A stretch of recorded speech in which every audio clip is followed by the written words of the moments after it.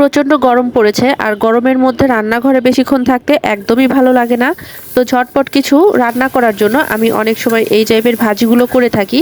তো আজকে আমি আপনাদের সাথে সেরকম একটা ভাজি শেয়ার করছি। প্রথমে আমি কড়াইয়ে তেল দিয়েছি, আর পেঁয়াজ কাঁচামরিচ দিয়ে একটু ভেজে নেওয়ার পরে একটা তেজপাতা দিয়ে দিয়েছি।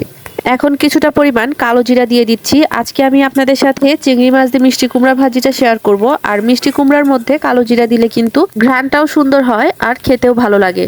তো কালো জিরাটা দেওয়ার পরে কিছুক্ষণ একটু ভেজে নিয়েছি। যখন সুন্দর একটা ঘ্রাণ বের হবে, তার মধ্যে আমি ধুয়ে রাখা চিংড়ি মাছগুলো দিয়ে দিচ্ছি। এখানে আপনারা ছোট সাইজের চিংড়ি ব্যবহার করতে পারেন, আমার কাছে বড় সাইজের চিংড়িগুলো ছিল। এগুলো কেটে আমি ছোট করে নিয়েছি আর এগুলো দিয়ে দিচ্ছি। চিংড়ি মাছগুলো দেওয়ার পরে আমি এখন এখানে কিছু মশলা দিয়ে দেব।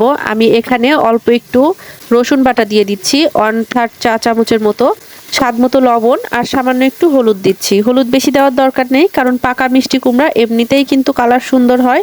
তো এখানে আমি যেহেতু চিংড়ি মাছ ব্যবহার করেছি, এজন্য অল্প একটু হলুদ দিয়েছি।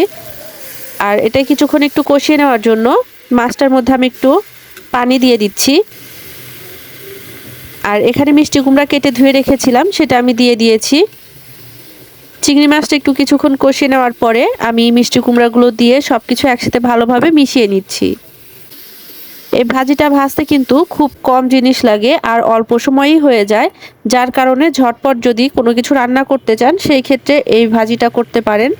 তারপর আমি ঢাকনা দিয়ে ঢেকে 6-7 মিনিটের মতো একটু রান্না করে নিয়েছি। এতে মিষ্টি কুমড়াগুলো খুব ভালোভাবে সিদ্ধ হয়ে যাবে, আর কিছুক্ষণ ভাজলেই কিন্তু ভাজিটা হয়ে যাবে।